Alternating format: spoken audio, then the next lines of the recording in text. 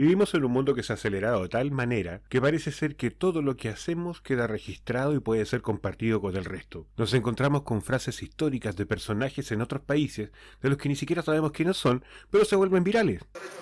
¿Por qué no te callas? Al mismo tiempo, nos damos cuenta que todo el mundo parece querer pelear, inclusive en discusiones tan simples como el hecho de elegir un Pokémon para jugar un video. O peor todavía, nos encontramos que en manifestaciones públicas la irreverencia y la incongruencia de las personas no tienen ningún tipo de cabida o sentido. Inclusive, nos damos a entender que el hecho de discutir con alguien e insultar o humillar es hecho de logro, cuando la realidad es que no estamos seguros si esto nos va a llevar a evolucionar como individuos o si nos va a hacer finalmente involucionar y volver a las cavernas. Argumentar es un proceso fundamental. ¿Por qué lo necesito? ¿Por qué es tan importante? Eso y mucho más ahora en la cápsula de lengua y literatura.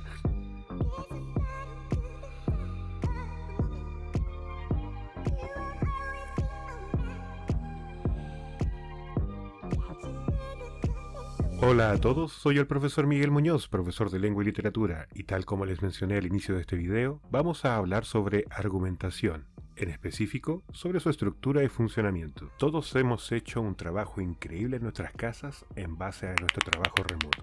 Es indiscutible el decir que esto trae dificultades para cada uno de nosotros. Sin embargo, los resultados en cuanto a evaluaciones y desarrollo de ciertas habilidades ha dado muy buenos resultados. Por eso, de antemano se les felicita. Ahora, para ayudar de cierta manera en la resolución de los trabajos domiciliarios, las guías, tenemos que entregar algunos conceptos para que puedan resolver de mejor manera las preguntas, en específico las de desarrollo, y que tienen que ver con este tema de la argumentación. Antes de comenzar, tenemos que dar ciertos conceptos. Primero, debemos hablar de lo que es objetividad y subjetividad. Dejemos en claro algo. La objetividad se basa en lo que es concreto. Se basa en lo que no es discutible y por tanto es evidenciable para todas las personas. En su contraparte está lo subjetivo, y lo subjetivo tiene que ver más que nada con una apreciación personal. Una apreciación personal que está basada en mis emociones e incluso en la forma en la que yo percibo la realidad, si es que lo quiere ver de una manera un poco más compleja. Cada vez que nosotros opinamos, lo hacemos en base a la objetividad o la subjetividad. Sin embargo, al momento de argumentar en algún documento escrito, como por ejemplo las guías que estamos realizando, la realidad es que principalmente lo que buscamos es la objetividad de las personas. La subjetividad no significa que esté descartada o que no sea útil. Sin embargo, en este caso, la subjetividad no tiene una cabida propiamente tal, por lo menos no de una manera muy eficaz, ya que depende exclusivamente de hechos contrastables y evidenciables en tu lectura para poder decir que se realizó un trabajo efectivo y que obviamente lograste identificar ciertas características. Otro par de conceptos dentro de esto también tiene que ver con lo que es un hecho y lo que es una opinión. Un hecho está ligado de manera directa a lo que es objetivo. Los hechos son indiscutibles, son evidenciables por nuestros sentidos, son lo que nosotros consideramos temas de carácter indiscutible, como por ejemplo el hecho de tocar algún objeto y inmediatamente decir de qué está fabricado, o en este caso qué es lo que nuestros sentidos nos arrojan y te hace entender de qué se fabricó. A su diferencia con las opiniones, que tienen que ver también con puntos de vista personal y están mediados principalmente por la subjetividad. Están mediados por nuestras emociones y la manera en la que percibimos la realidad. Pero esto no es igual en todas las personas. Muchos pueden opinar de manera distinta. Como ejemplo, podemos tratar cualquier tema cotidiano y te vas a dar cuenta automáticamente que no todas las personas piensan de la misma manera frente a un tema. Otro concepto que también tenemos que tener claro son los conceptos de persuasión y convencimiento. La persuasión tiene que ver con la emocionalidad. La persuasión por lo general es cuando nosotros intentamos hablar con otra persona e intentamos influenciar en sus sentimientos para poder lograr un objetivo clave. Mientras que el convencimiento utiliza la lógica de carácter racional y por lo tanto expresa nuestras ideas de manera objetiva. Recuerda los términos que utilizamos antes. La objetividad también tiene supremacía en el convencimiento. Ahora bien, si quieres ver esto con más detalle, obviamente voy a dejar un par de videos más que van a poder dar unos ejemplos para que lo puedas ver y quizás puedas adentrarte un poquito más en el tema si es que queda alguna duda. Pero vamos ya de hecho a lo que teníamos que hablar. Tiene que ver con cómo crear un argumento estructuralmente correcto y completo. Pues mira, un argumento se basa en 4 partes: tesis, base, garantía y respaldo. Estos 4 elementos son los que nos hacen entender que un argumento se encuentra estructuralmente completo. Ahora bien, veamos con detalle cada uno de ellos. Empezando por la tesis, lo primero que tenemos que entender de ella es que es una opinión o punto de vista. Esta opinión o punto de vista debe ser declarativa. Hay ciertas condiciones que se deben respetar al momento de elaborar la tesis, y estas no tienen que ver solamente con cosas que se deben hacer con ella, sino también cosas que no se deben hacer con ella. Por ejemplo, cuando yo trabajo con una tesis, lo primero que tengo que tener claro es que no puedo utilizar marcas subjetivas o personales, como por ejemplo decir yo creo o decir según mi opinión. Estas marcas están hechas con la intención de señalar que no hay un conocimiento o disposición completa sobre un tema.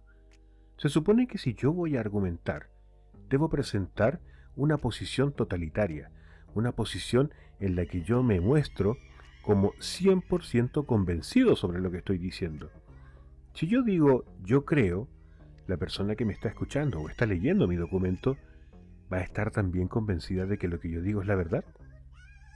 En realidad lo que le voy a dar a entender es que tengo ciertas dudas referente al tema y por ende él también se va a sentir en su derecho de presentar estas dudas y obviamente mi argumento no va a ser funcional. Otra condición que también se debe respetar es la del uso de los verbos condicionales.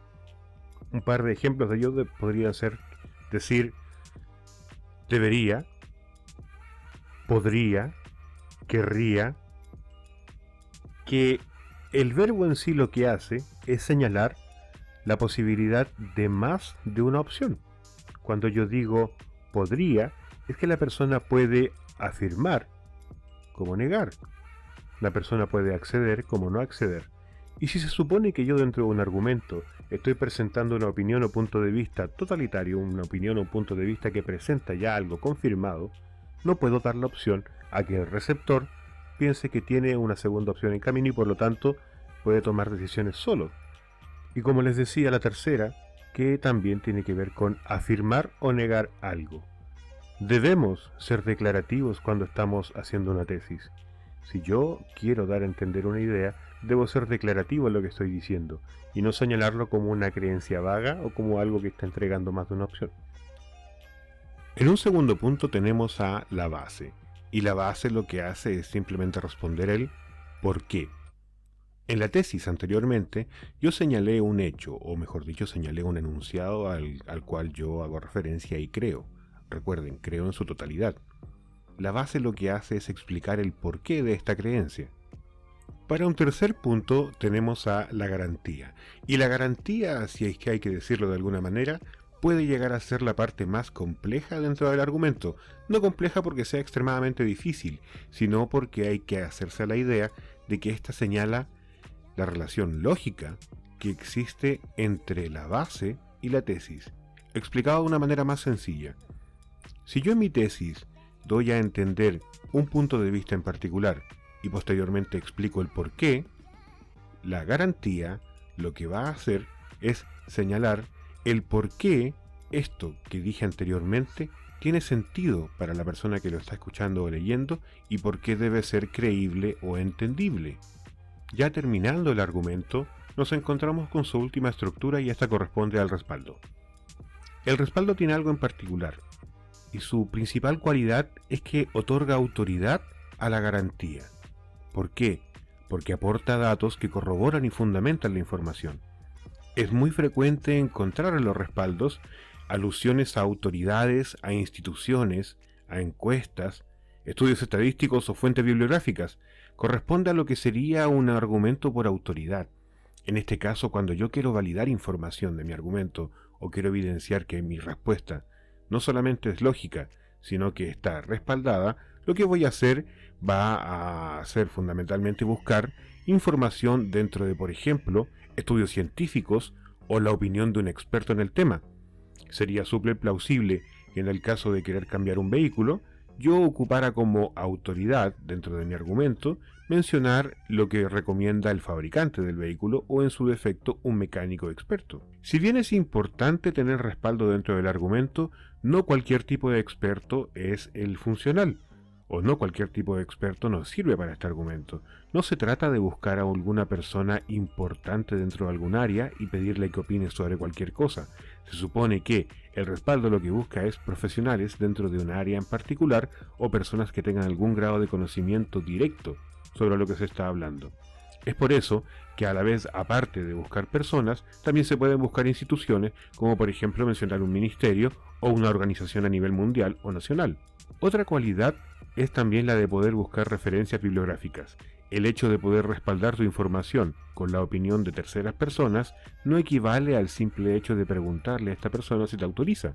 También está en el hecho de poder buscar información mediante vía escrita o incluso oral y poder traspasar esta información validando la tuya. Un ejemplo muy claro es utilizar un libro de referencia sobre algún experto, utilizar Internet dentro de sus fuentes confiables, pues no todas las fuentes de Internet sirven, o en su defecto utilizar referencias de entrevistas o videos, que también son 100% válidos, siempre y cuando, y vuelvo a repetir, sea un experto o una autoridad en el tema. Y bien, agreguemos el ejemplo ahora. Recuerda, la estructura se componía de 4 partes: tesis, base, garantía y respaldo. Por lo cual, si yo digo, usted debe cambiar su automóvil pronto, correspondería a la tesis un enunciado que se manifiesta como absoluto. Posteriormente una base, que es simplemente la explicación del por qué, porque emite una gran cantidad de partículas contaminantes. La parte compleja que había mencionado anteriormente era la de relacionar la base con la tesis, y en este caso la expondríamos de la siguiente manera.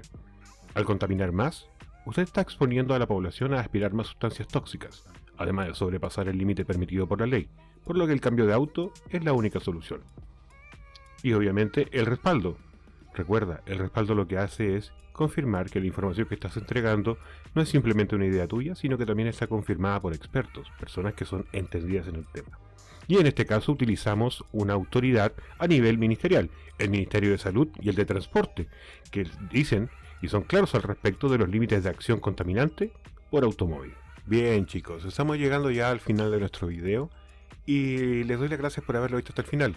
Ahora, también debo recordarles que no solamente es importante recordar las 4 partes de esta estructura argumental, también es importante recordar los conceptos que vimos inicialmente y que son objetividad y subjetividad, hecho y opinión, y el convencer y persuadir, o convencimiento y persuasión, como lo quieras llamar. Bien, al mismo tiempo pedirles que por favor completen sus guías, hagan su trabajo en su casa y recuerden, dentro de las problemáticas que estamos teniendo, lo fundamental no es tanto el tiempo de entrega. Si hay un día de retraso, no es una problemática real. Lo que sí es verdaderamente importante es que hagan el trabajo como corresponde. Recuerden, estamos en una edad en la que están desarrollando habilidades, y estas habilidades son importantes para la vida. Bien chicos, sin más que decir, me despido de ustedes. Muchas gracias por todo y nos vemos en un siguiente video. Hasta luego. En la historia de hoy, 3030 y yo aprendimos que aún los mejores amigos pueden tener diferencia de opiniones. Todos los amigos discuten y pelean alguna vez. Pero pelear no es la mejor forma de resolver las cosas. 3030 y yo aprendimos que los buenos amigos pueden estar en desacuerdo algunas veces sin tener que pelear. ¿Cierto, compañero? ¡Correcto!